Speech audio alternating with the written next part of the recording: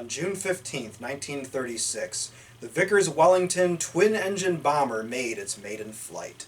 The bomber would be produced from 1936 until the end of World War II in 1945, with a massive production run of well over 11,400 copies, over 4,000 more than the larger and more famous 7,377 Avro Lancasters built.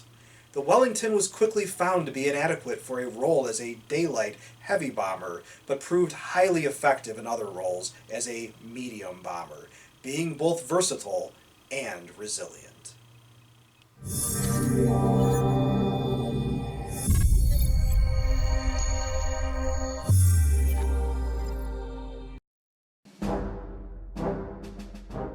Designed by inventive genius Barnes Wallis, the guy that gave us the dam-busting bouncing bomb, the gigantic tall boy and grand slam bombs, and later swing-wing designs for use on supersonic jets, the Wellington used Wallis's geodesic or geodetic design of strong but light aluminum alloy cells covered with a doped fabric skin, giving the plane a somewhat honeycombed appearance.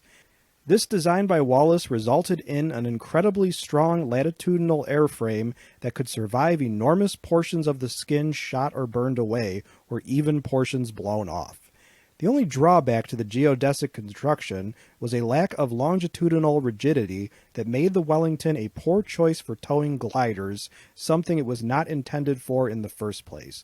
The fuselage would actually stretch and grow while towing a glider. Wallis had designed other airplanes and even airships using the geodesic design. Using a pair of Bristol Pegasus radial engines producing 1,050 horsepower apiece, the Wellington could fly at a top speed of 235 miles per hour. Not bad for 1936 when the plane first flew, but lagging behind other twin-engine bombers during the war. A ceiling of about 18,000 feet precluded high-level missions, and a bomb load of 4,500 pounds was just average. The original defensive armament consisted of a twin .303 caliber machine gun turret in the nose and another twin .303 caliber machine gun in the tail. Aircraft planners in 1936 thought attacks by fighters from the side were impractical due to the increased speed of modern airplanes, but of course they were wrong. A .303 caliber machine gun was added to each side of the Wellington in the waist position to protect the sides of the bomber. A ventral turret was also designed and added. Later versions increased the tail turret armament to 4 .303 machine guns. Using rifle-caliber machine guns for defense was a flaw of many British bombers during World War II, and even the Germans quickly found out such caliber machine guns were inadequate to defend against fighter interceptors.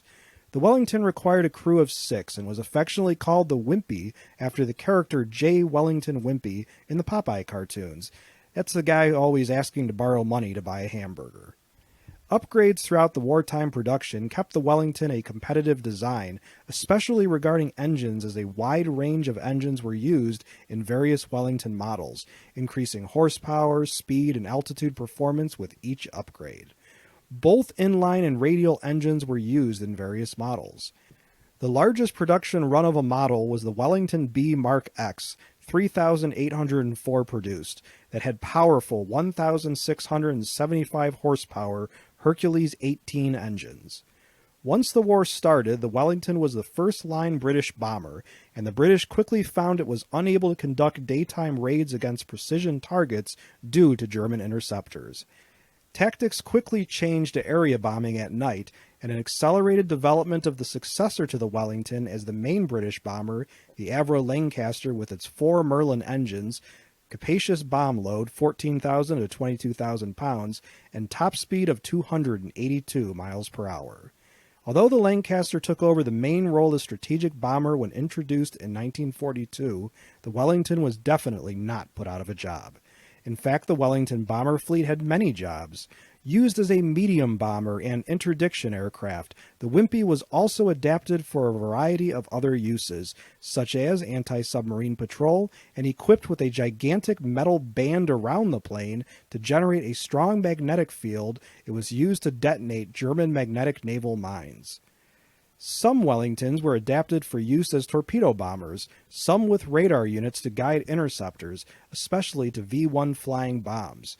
Ground and sea attack models had rocket rails added under the wings, and some were converted to use as transports up to 18 troops.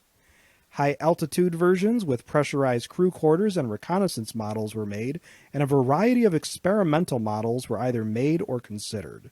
The Wellington saw combat in all theaters of World War II, and the type was retired in 1953. The Wellington was used by the RAF and the Fleet Air Arm, performing coastal defense and maritime patrol duties, as well as attacking targets on the ground.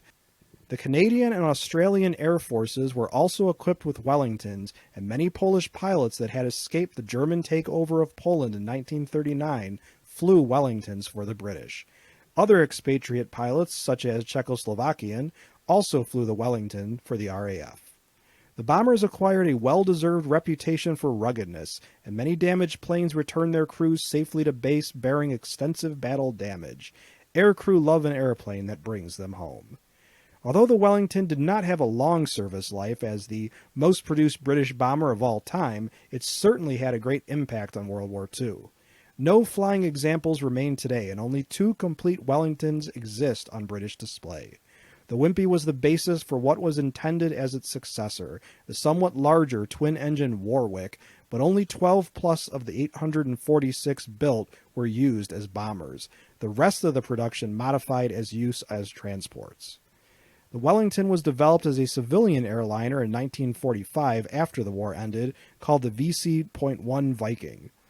A production run of 163 Vikings was built from 1945 to 1954, each capable of carrying 36 passengers, original models only 27 passengers, and virtually all were retired by the mid-1960s. Vickers, then known as Vickers Armstrongs, built a total of over 16,000 aircraft during their existence, of which about 75% were Wellingtons and Warwicks. They are no longer a commercial entity.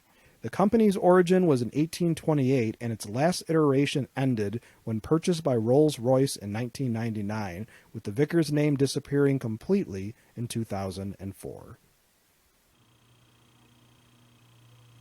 As a question for my students and subscribers, is the Vickers Wellington worthy of consideration as one of the greatest World War II medium bombers? Please tell us what you think about this subject in the comment section below this video.